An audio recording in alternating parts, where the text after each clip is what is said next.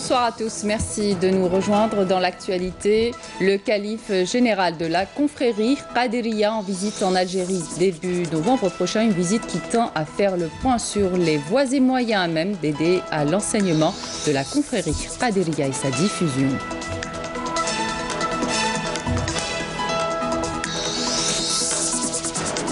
En dépit des progrès dans la prise en charge des malades atteints de cancer, ces derniers souffrent de pénurie de certains médicaments et les pannes successives des équipements médicaux tels que le scanner.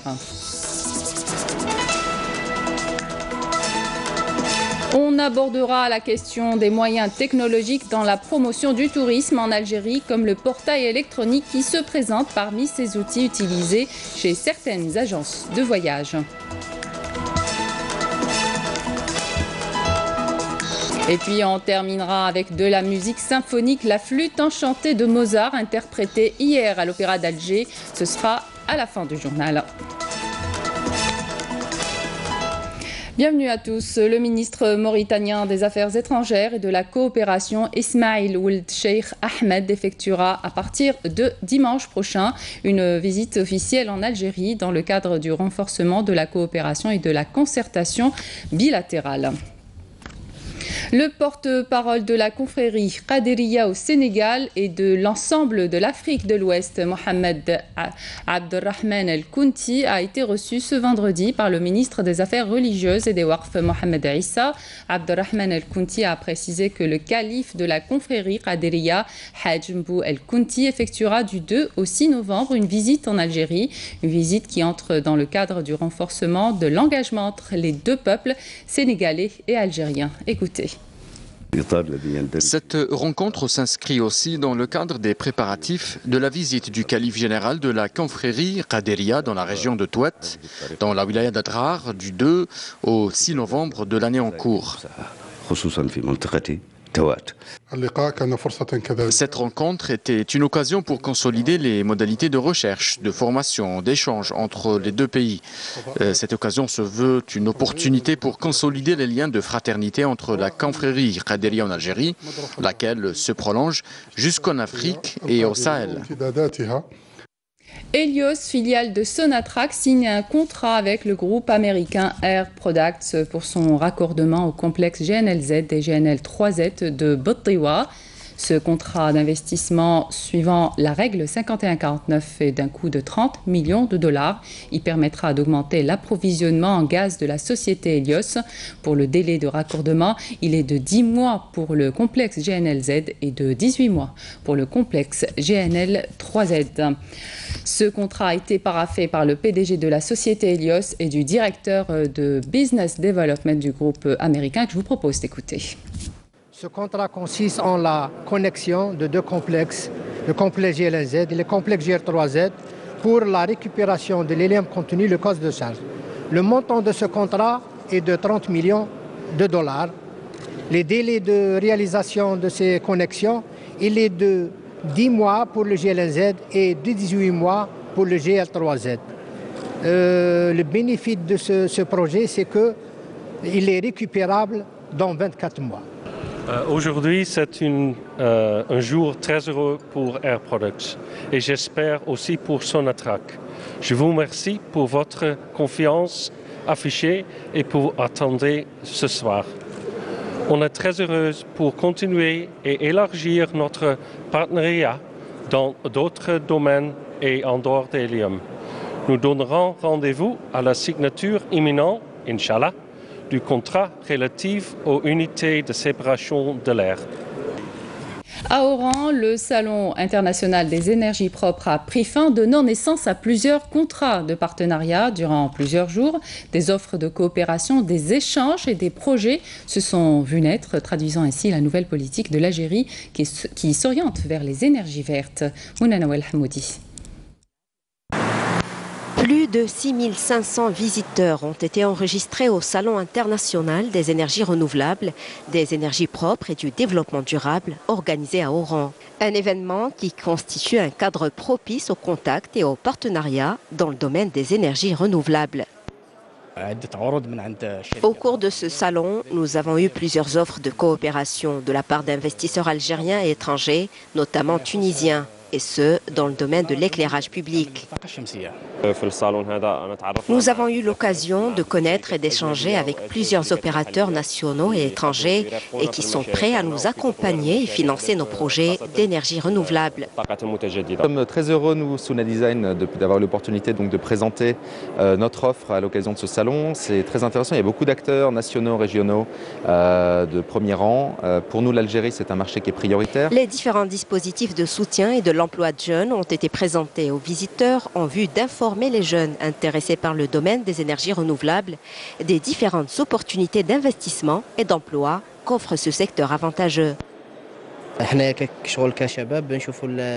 Nous sommes venus ici pour nous renseigner sur les possibilités de bénéficier de l'aide de l'État en vue de financer nos projets. J'ambitionne de me lancer dans le domaine des énergies alternatives, à savoir les énergies solaires, éoliennes et hydrauliques, et qui constituent l'avenir du pays. Au terme de ce salon, plusieurs partenariats ont été conclus, dont le plus important concerne la concrétisation d'un partenariat portant création d'une société algéro-espagnole dédiée aux énergies renouvelables. Entre les médicaments en pénurie, ceux trop chers et ceux non remboursables, les malades atteints de cancer vivent un véritable calvaire. S'ajoutent à cela les pannes successives des équipements médicaux tels que le scanner, une situation de désolation en dépit des progrès enregistrés dans la prise en charge des malades atteints de cancer. Amel Bouarba. Pour les malades atteints de cancer, l'accès au traitement est un véritable parcours du combattant. Un exemple ici à Alger, au centre anti-cancer Pierre et Marie Curie. Ce centre est fréquenté par les malades issus des 4 coins du pays. Avant de faire ma chimio, je dois prendre un médicament qui m'évite les vomissements dont je souffre lorsque je subis mon traitement. Ce médicament n'est pas disponible ici. Je suis obligée de l'acheter en dehors de l'hôpital.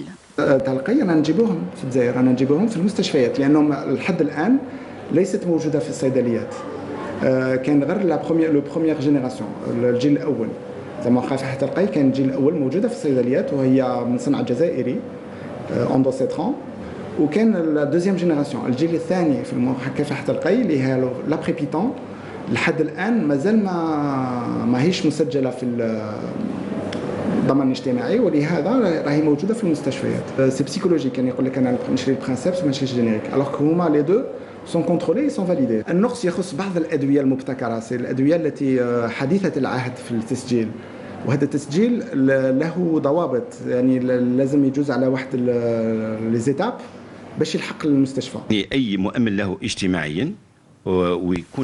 La Caisse nationale de sécurité sociale prend en charge le dépistage du cancer et les traitements, y compris les actes médicaux des assurés sociaux à 100%, à l'exception des médicaments à usage hospitalier.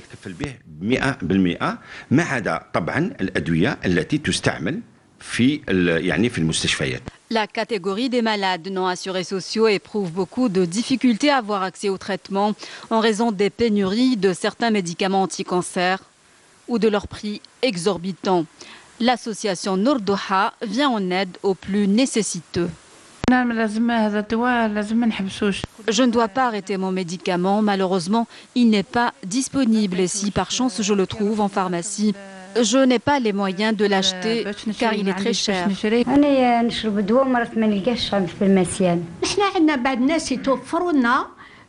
Parfois, les bienfaiteurs nous font des dons de médicaments, mais nous ne donnons pas de médicaments sans ordonnance médicale. Nous avons des médecins dans notre association qui suivent et contrôlent l'état de santé des malades.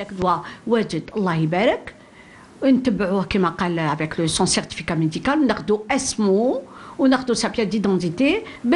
Les pannes répétées des équipements médicaux dans les hôpitaux publics, un problème récurrent qui oblige bien souvent les malades à se diriger vers le privé pour un simple scanner.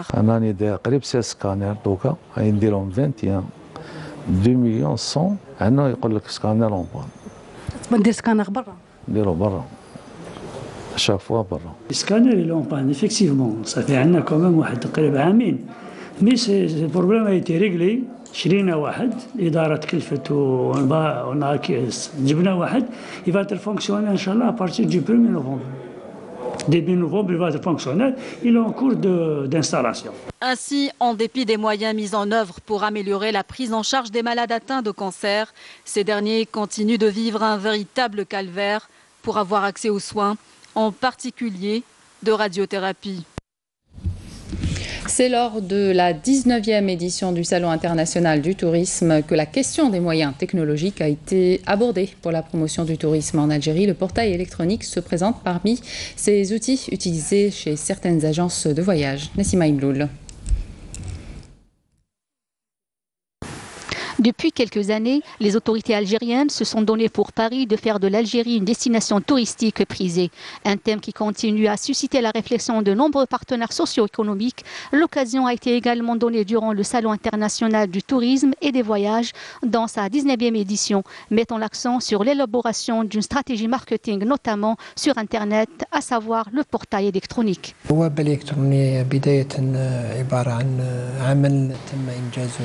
Le portail électronique est le fruit d'un travail élaboré par le ministère du Tourisme et de l'Artisanat en collaboration avec le ministère de la Poste, des Télécommunications, des Technologies et du Numérique.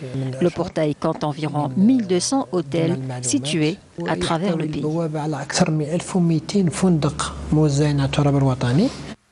L'Office national algérien du tourisme, ONAT, a également été doté d'un portail électronique proposant aux clients des prestations de services touristiques à travers des smartphones.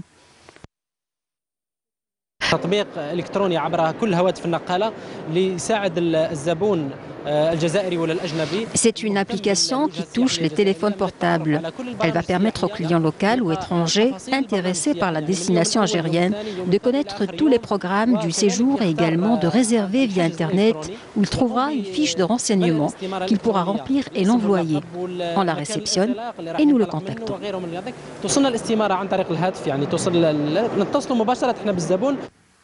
L'OTA ou Online Travel Agency, le digital, autant de moyens technologiques importants appelés à promouvoir le tourisme dans notre pays et faire de l'Algérie l'une des destinations touristiques de choix sur le continent.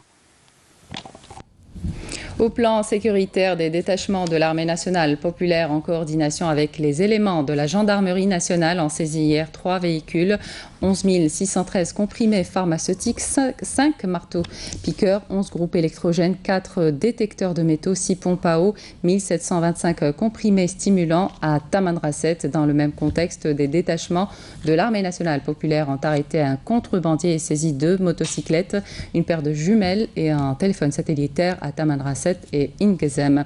Aussi, les éléments de gendarmerie nationale ont arrêté un individu à Betna et saisi 89 cartouches pleines calibre 16 mm.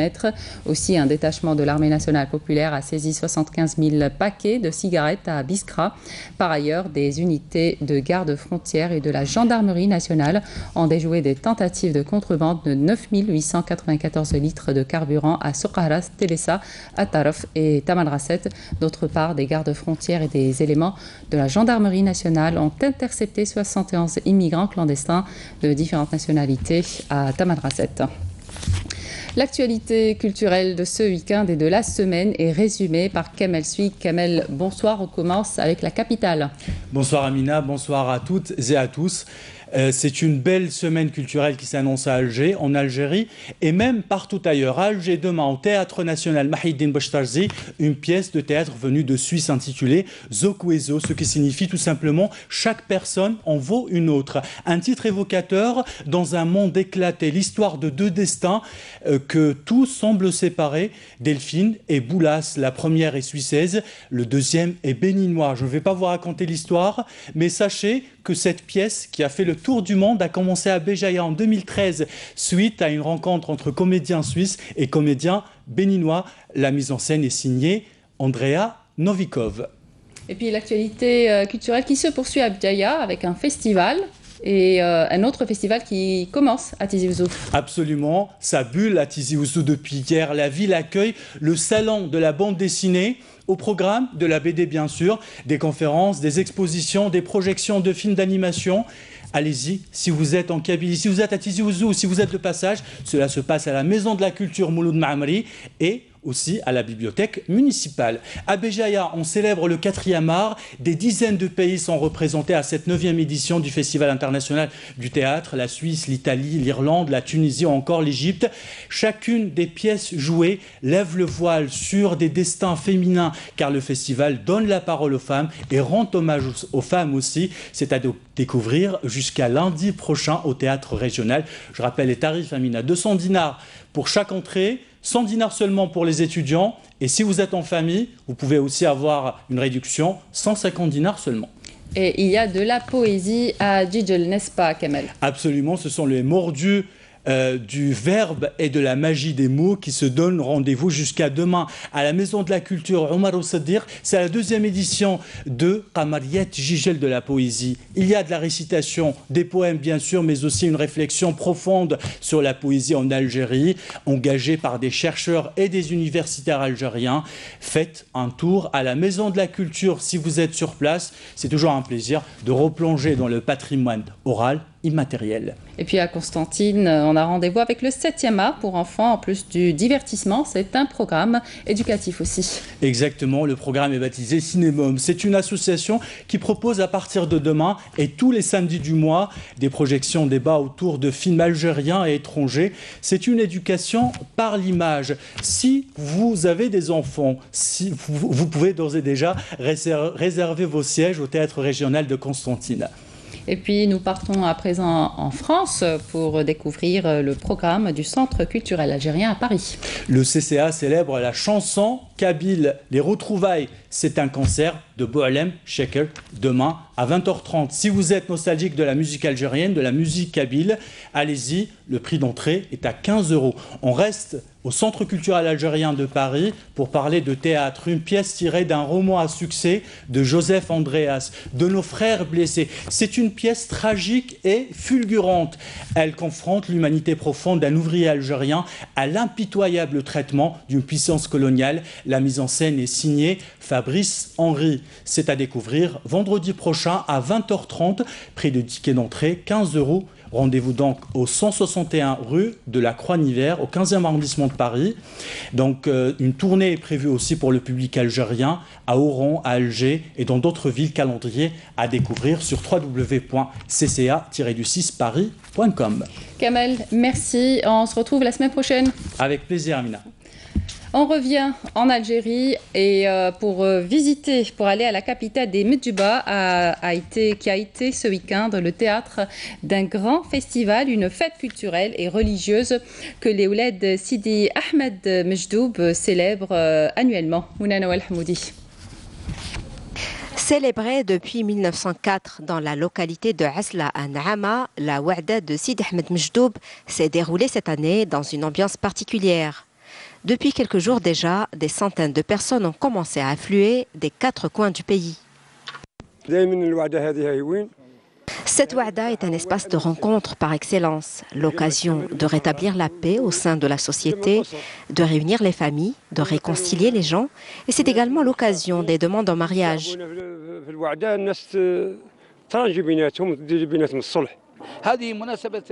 C'est un jour de fête et de joie, car aujourd'hui, nous commémorons l'anniversaire d'un saint. Pendant sa vie, cette personnalité œuvrait à réunir les gens. Et voilà qu'aujourd'hui, même après sa mort, ses enfants et ses petits-enfants se réunissent grâce à cette Ouada. Organisée chaque année, cette manifestation traduit les valeurs de la générosité, de la fraternité et d'union perpétuées par les habitants de Asla. J'ai été conviée chez une famille dans ce village. C'est ainsi que j'ai pu découvrir cette Ouada. On a été chaleureusement accueillis. Chaque année, j'assiste à cette Ouada. Ce qui m'impressionne ici, c'est la générosité des gens. La récitation du Coran est un des objectifs de cette Ouada. Nous avons commencé la récitation hier, depuis la prière de l'Asr, et jusqu'à l'aube de ce jour. Nous avons fait des invocations pour la prospérité de notre pays et la préservation de notre peuple et notre président de tout malheur.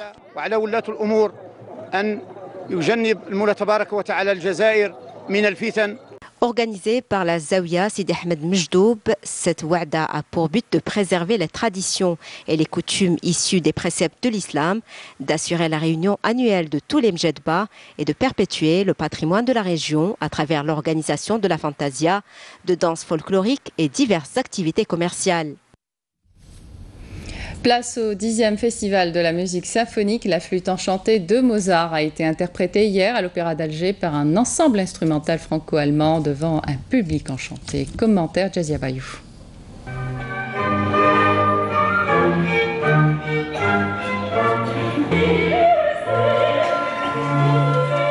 À l'Opéra d'Alger, la musique symphonique a été mise à l'honneur pour le grand plaisir des mélomanes de la musique classique, venus nombreux apprécier les œuvres célèbres des grandes figures de la musique symphonique, Mozart, Chopin et Beethoven.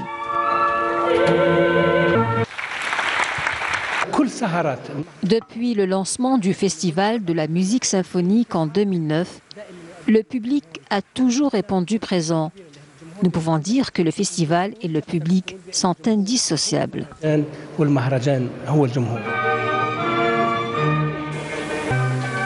La jeune génération fait-elle partie de ce public amoureux de la musique universelle? Nous nous intéressons au public jeune qui sait faire la différence entre la musique universelle et la musique symphonique, un mélange musical qui représente toutes les musiques des peuples.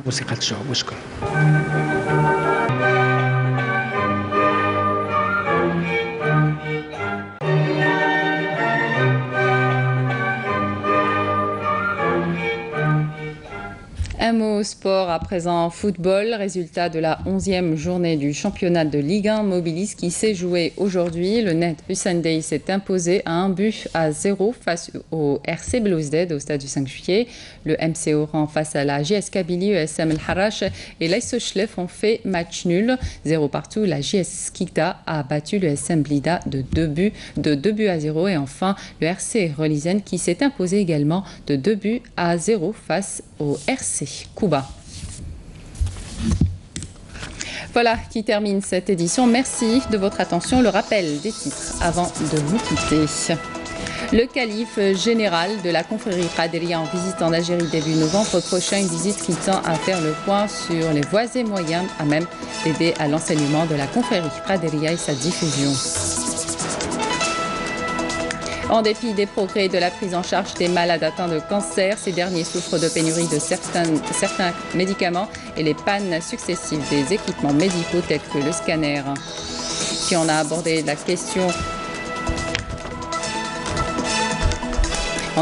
question des moyens technologiques pour la promotion du tourisme en Algérie, comme le portail électronique qui se présente parmi ces outils utilisés chez certaines agences de voyage. Et puis on a terminé avec de la musique symphonique, la flûte enchantée de Mozart, interprétée hier soir à l'Opéra d'Alger.